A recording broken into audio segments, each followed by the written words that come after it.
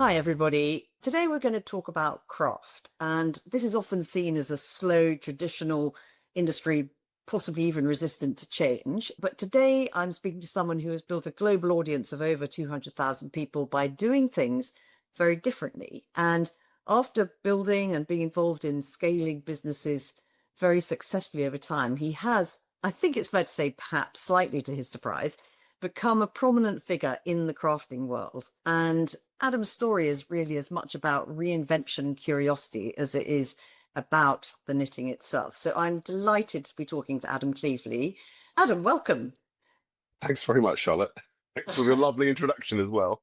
It's a pleasure. There's lots to talk about today, but I think just to set the scene, it would be helpful for people to know what was your educational and business background. And obviously, it's not necessarily the thing that led you to craft, but helpful for us to all have a sense of where it began. My deeply corporate background is very different from, my more traditional crafting now. So, I graduated from Oxford having done engineering, economics, and management. Then I went into a consultancy business that was somewhere between engineering consultancy and management consultancy. I worked for a big biotech in Cambridge for a long time, Abcam, 6, 7 years doing that. Then I went into a food delivery startup in London. And I then did all sorts of consultancy freelance after that, before I ended up working for a supplements business, health supplements business, Cambridge Nutraceuticals, which I ran for 8 years as chief executive, and then now I'm chairman of that still. But that sort of, after I left that bigger role of CEO, I was back into the world of consultancy, and then I was having also more time where I was trying to allow myself to re-engage with my passions. That's where I fell into knitting a bit, or rather, not just a little bit, quite a lot, I think. Quite a lot, I think, yes. So, was there a sort of moment when it became more than just a hobby and you realized this was something that you were going to turn into a business? I only started knitting about 4.5 years ago, but I got really obsessed with it and really enjoyed everything that knitting was giving me and the creative freedom and expression it was giving. And there was two things that happened at the same time, which I was lucky about. One is that a very big consultancy project that I'd been working on for almost 12 months was coming to an end at the same time that a very large brand online approached me and said, "Do you want to do this, a small piece of design for us together?" And I looked at that and I thought, knitting's been there and I want to find something to do with it. Surely this has got to be the moment. This is my opportunity to make it big. And I worked so hard on this design, which I created. I was so proud of it. And everything was ready. And I prepared everything for them. I wrote the design. It was all ready to go. And then they posted about it on Instagram from their 250,000 follower channel.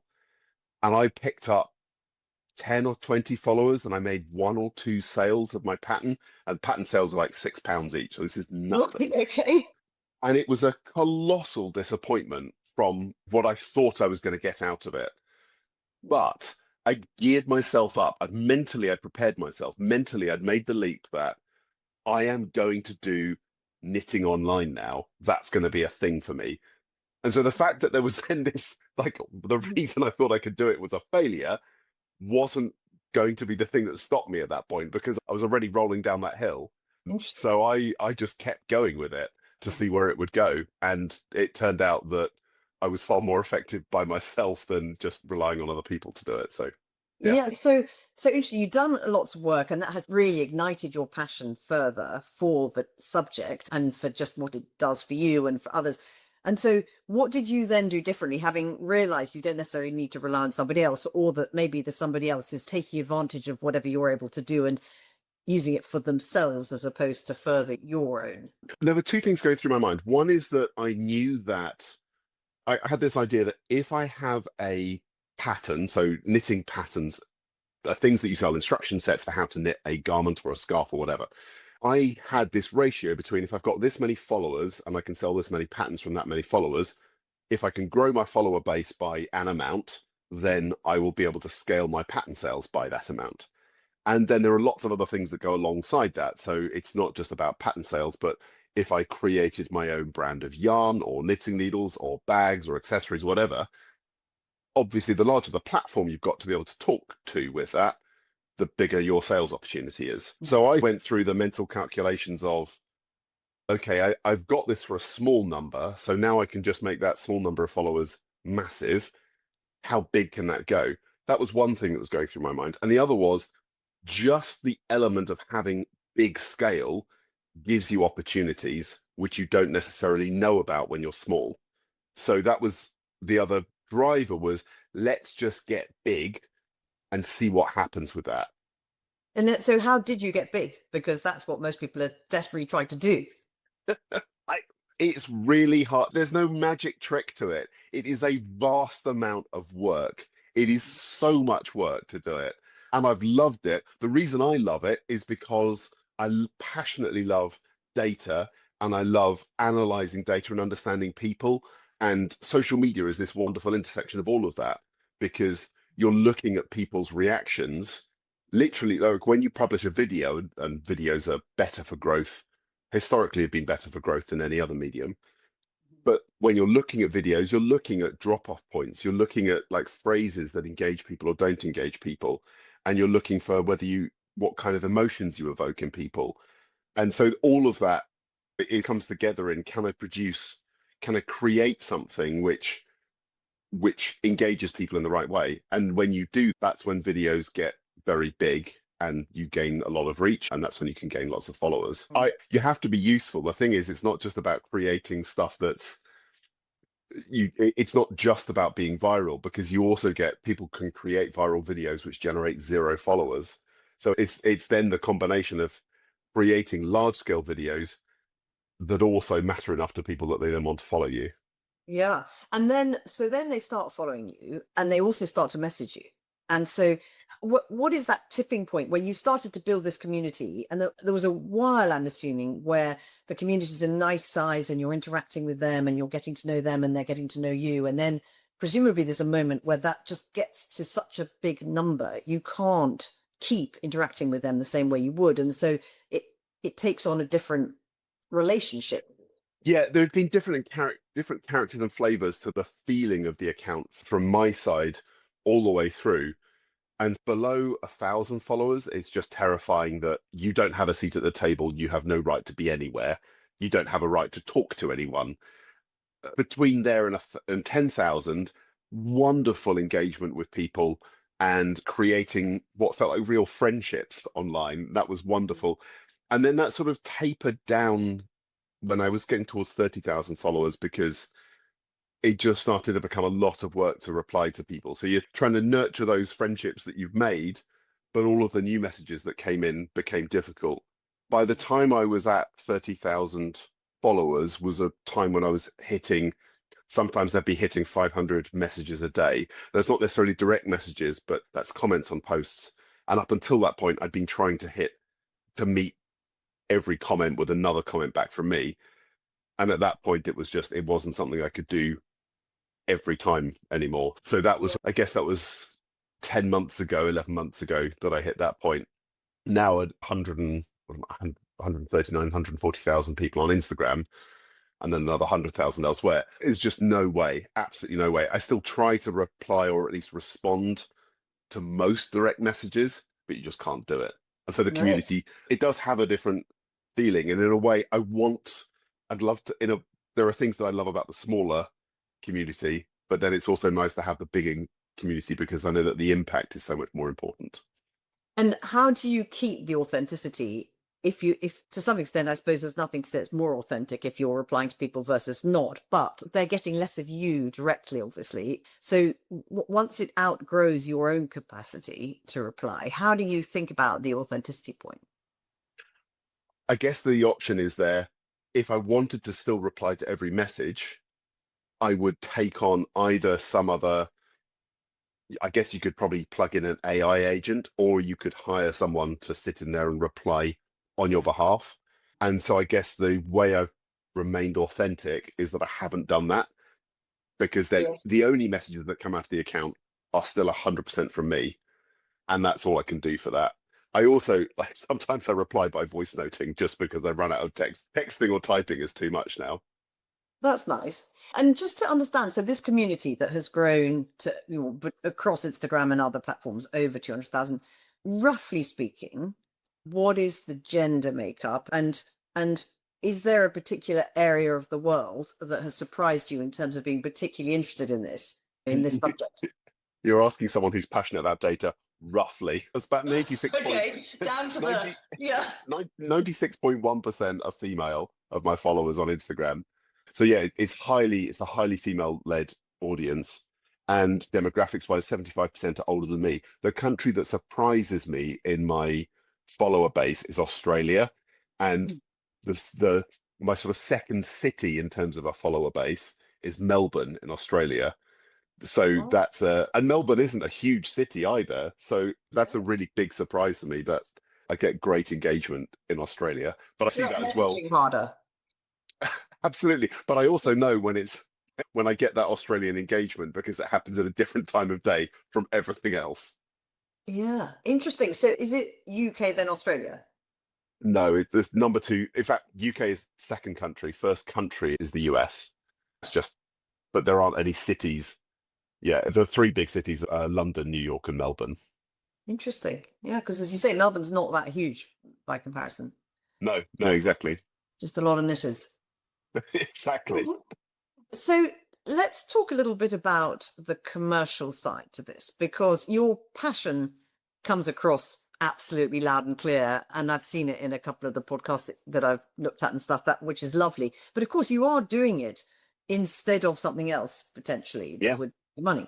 So first of all, what was the first thing you sold? You mentioned this pattern that you made to P or so on, but since you've been going it alone, if you like, what was the first thing that you think of as the first thing you sold? I think it probably is the patterns. Every time I've done something for the first time, the first version of it you sell is exciting. So the biggest thing that I've sold is the knitting retreats that I run. So we've started a brand, Make a Getaway. I've partnered with someone else to be able to do that. And those are big ticket items. That's getting out of patterns and going for retreats are holidays for people essentially. So we're selling them at 1.5, £2,500 per person for those. So Oh, that's these were obviously the UK. at the moment they're in the UK, but hopefully we'll scale them internationally. That's because I want to be able to Mm. do them abroad. So everything I've done, like the first time you sell something, is exciting. There are talks I've done or podcast appearances or all sorts of things like that. There are loads of opportunities, but the patterns are there in the background. The thing that's disappointing about them is that they never scaled in the way that I hoped they would with the number of followers. So Mm. that and the revenue that I make from whenever I'm talking to children, as an example, I'm really keen to express how little money there is in this sort of influencer lifestyle because it. I think there are very few months where I've generated £1,000 in income from everything that I do with the exception of the retreats, because that's a different model. But Yeah. everything else, like when you're trying to sell product or you're trying to advertise, trying to sell, I can sell reels that I produce if I produce an advert for someone else. But those are like, even with 200,000, quarter of a million followers, you don't generate a meaningful income, or what I wouldn't call that a meaningful income for someone in the UK. Yeah. Interesting. And so really you're saying you can be an influencer in whatever market sector you're specializing in, but that's not necessarily the thing that's going to make you money. You end up branching out beyond that with your the expertise that you have and the passion that you have, but you have to recite it in a sense. Is that what you're saying? Like the offsites, like the Yeah, absolutely. And the thing is, for me, the question as to why I'm doing what I'm doing, it's about passion. It's not because I want to be an influencer. And I think if you went into the market and you said you want to be an influencer, the way you'd pick your topic would be you'd go on and look at YouTube, what YouTube pays on advertising for different categories. So, for example, the highest advertising rates that YouTube will pay out tend to be for finance and insurance products, Mm. possibly legal. So, if you wanted to create a channel, you'd probably do it around that area because that's a higher revenue for advertising spend, whereas crafts are less. So Yeah. I'm in the wrong industry if I want to do something purely for money. And I'm doing it for passion and then trying to see if there is any money I can justify it with afterwards. And lots of people would say the best businesses are ones that are built for all the right reasons and appeal to people for that reason. So that sort of takes me on to this idea of community and the power of craft in that context, connectivity, and what it can do for people in all sorts of ways. And so interested to know why craft is resonating so much at the moment. It doesn't matter. I get on the bus and there'll be youngsters with knitting needles, or it's extraordinary. You see it all over the place now in a way that you didn't before, and that's partly because of you. So what's caused this interest and this wave? And I think one of the things that so I was recently asked to do a talk at a very large knitting event, and we covered a few topics as the things I could do. And the person running the talk said, "Oh, for goodness sake, I don't want to hear anything else about knitting and mental health. Everyone's doing that. I'm bored sick of it." And that gives you an idea, I think, as to what the content is that's buzzing around at the moment. So I think there's a lot of people there talking about knitting for mental health and being very open about that. And as well, if you think about younger people, they are definitely more connected with mental health and being more aware of their own mental health issues or ways that they want to help be mentally healthy. Yes. And when you've got that, then you've got a whole bunch of crafters screaming, saying, "Oh, look, do this, it's going to help your mental health." And you can learn easily now on YouTube or Instagram or wherever, then that's probably why those bits fit together well. And then it helps when you've got celebrities like Tom Daley and others who then present themselves on TV doing it. You've then got the role models and the examples that, yeah, it's a real thing, you can do it too. Yeah, because it's quite interesting because you say probably most people think of their grannies when they think, right? Absolutely. If you were Yeah. to sort of just generalize, that's what people would think of. But there's something special about making something by hand. And I guess I would include in that painting in that it's using your hands to produce something that is calming and meditative potentially in how you do it. And then actually the lovely thing is you have a result at the end of it. Yeah, I think there are two really strong things, maybe three about crafting there.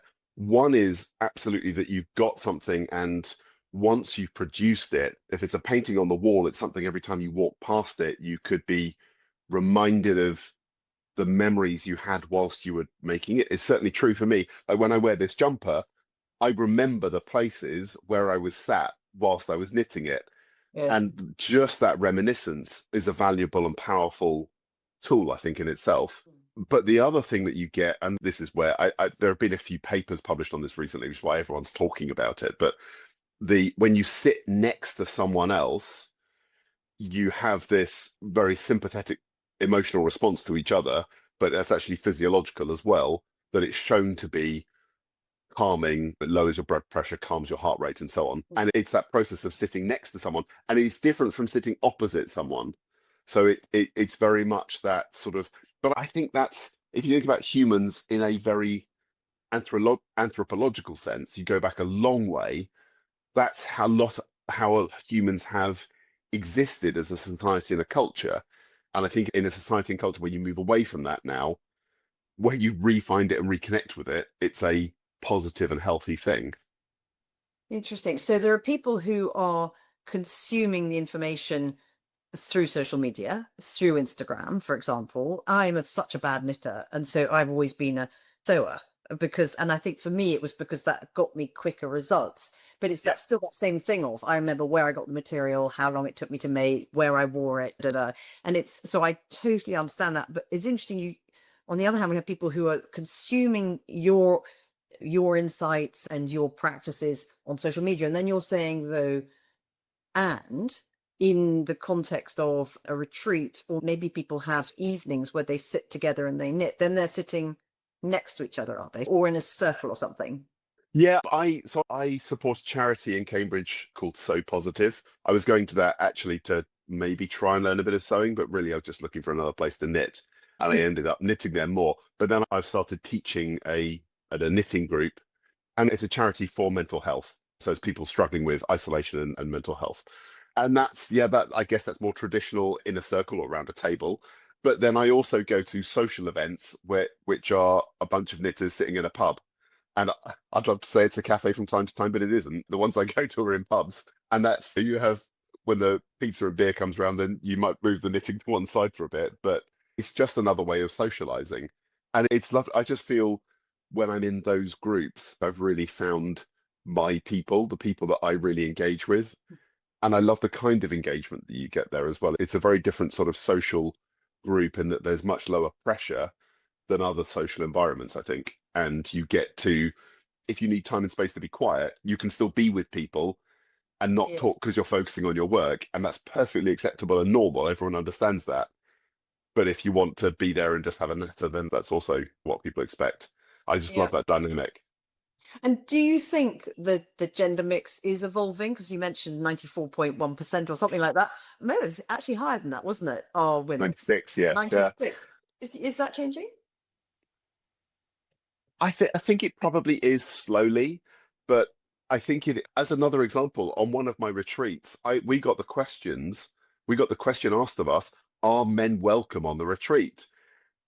And I found that quite a surprise as a man running the retreat. But Yes. then also I know that it's a question that I've asked when I've been on other retreats, because I you tend to, as a man, be stepping into a very female environment, and people may not have identified it themselves as an all-female environment, but it may have transitioned to something that people actually feel protected about, and that can be quite difficult. So I think it can be difficult for men to step into that environment and feel intimidated by it. And I don't know, I haven't been doing it for long enough to know if there are many more men now than there were, but I Okay. didn't used to it and now I do. So mate, I'm any course one, it's not enough. And so you said you only took it up 4 years ago, which I find hard to believe when you're sporting that lovely jumper. So what do you start with? I know you said people can go and look online, and they might do after this chat, but what's the easiest thing to make? And then where do you go from there? I think the easiest things to make are a mini scarf, because, and I'm not talking about something wide and really long. It's got to be something that you do with a single ball of yarn. Just because the thing you need to do first is just practice the motion with your hands. It's like having the boring way of learning to play the piano is you play Twinkle Twinkle Little Star 1,000 times. If you do that, your hand will get better at the motion that you need to do. The boring thing is that you've only learned Twinkle Twinkle. Yes. And it's the same thing with knitting. You need something that allows you to do Twinkle Twinkle and just practice that motion again and again, but without it being so long and boring. One of the things I think makes knitting patterns hard is how much time is required for the single project, because you need closure. I think you need quite a lot of experience before you can do something that's going to take you 100 or 200 hours. So Yeah. it's small garments. A hat is great, or a tiny scarf is a great thing to do. But I start people literally on just to make a little square like that, and that's all we're doing. Yeah. And that's the one, though, that you do the twinkle twinkle concept on. So Exactly. it starts to get really easy to make those little squares, and then you go from there.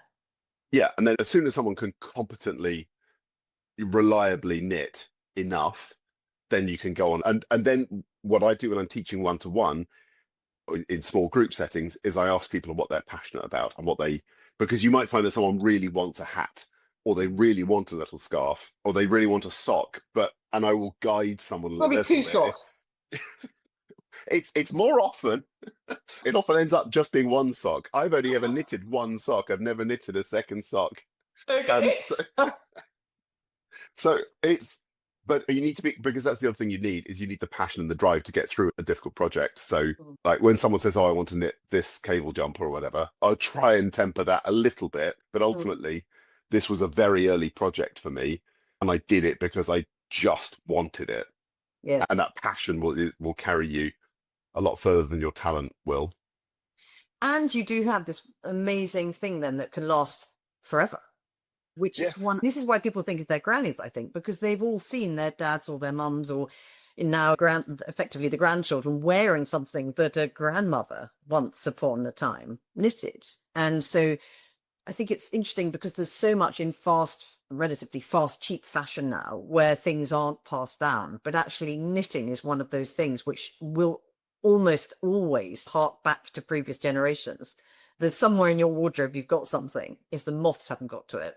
That Well, even if the moths have got to it, Yeah. For the most part, it can be repaired, Yeah. and knitters will proudly repair that because it's a and that's also become more of a fashion, the visible repair to I've knitting, seen that. Yeah. which I love because it's another way to help relife projects as well. And you then get to talk about the age of an object and how precious it is because it is old. Yes. And I saw there's an amazing designer called Susan Crawford who works with these brilliant vintage patterns, and she relives them. But she posted very recently about a jumper which is still going from the 1950s or 1960s. And you can see it's got a fairly big hole that's been managed and repaired in the front. But it's amazing to see she showed the underside, the inside of the jumper, how well it's been looked after and how well the fibers last and can be repaired. And it's a wonderful thing. You're absolutely right. Since I started knitting, the amount of clothing that I've bought has really plummeted just because I'm so much more conscious of I just think about why would I? It's not because if I'm going to wear a pair of shorts, I'm thinking of knitting a pair of shorts. It's just that Good. why would I buy that when because you think so much about the life cycle of clothing as well. And Yes. I think that's probably a healthy thing to temper for most people when you could look at fast fashion and buy disposable clothes essentially. Yeah. Yeah. No, I think it's all part of it, isn't it? To wrap it up, then, you've been on this journey. You've had obviously a much longer business life, as in the kind of traditional sense, than a knitting life so far. But what would you say knitting has taught you that business never did? I think that there's something about being able to do something purely for the passion of it. So, like a lot of the times, I've been very excited about what I do in the commercial jobs I've had, but knitting is the other way round for me, and it is fascinating for me to be entirely led by this very childlike state of what do I want to do, and it's a big scary thing, but asking yourself what do you actually want to do and be carried by that with the hope that eventually something commercial and profitable will come out of it. If it doesn't, after a few years, I'll have to pack up shop and that will be that. But I still have confidence that at some point down the road, I will be able to turn this into something. And I guess that the lesson out of that is how much I've enjoyed that, but also it's surprising also how terrifying it is. I guess it is easier to go and make money in a predetermined market, in a predetermined job, in a predetermined way. But yeah, there's more fun to be had, I think, than I could have understood before. I think it's great news for the knitting world, both for people who are already in it and also people who are dabbling in it. So, for lots of people who may have a day job in the kind of traditional sense, knitting may be something that they're doing in the evenings or at weekends or down the pub, the way that you said. And potentially that's growing, as well as this idea of preserving clothes and continuing to Mm. enjoy wearing them. It's great. The other big thing that comes to mind, which I've started to implement in the business, because I still do consultancy, I still do engage in the corporate world. I'm Yes. still chairman of a company and I sit on boards. The other thing that I have found is that the level of learning and understanding you can have about customers is so much bigger than I ever imagined when I was just in the position of being a chief executive. Now I am the front line with an audience of 100, 200,000 people. Yes. You realize if I want to know the answer to something and it's market research, I can put it out as a poll and I'll get answers in minutes or an hour. And as a business, you sit there flapping about, just thinking about, oh, how do I design this survey? You take ages over it, you commission someone else to do it, you spend thousands of pounds on it, and a month later you get the data back. Social media is it's so snappy and it's so fast. And it's such good, it's not perfect data because it's obviously a biased audience, but when you need stuff quickly, having a responsive audience is so valuable. And I had never appreciated just how powerful that could be when I was sitting in a purely commercial role. It's really nice to hear you say that because obviously there's lots of not so good stuff about social media that we hear about and the kind of negative influence it can have. But it's really interesting to hear the positives that it can have and communities contributing constructive, pragmatic feedback that helps ultimately will help more people on the subject. Presumably, if you consume that feedback and then deploy it back into the market, that Yeah. should be a good thing. So Yeah, it just makes it very quick and should make a better place for everyone.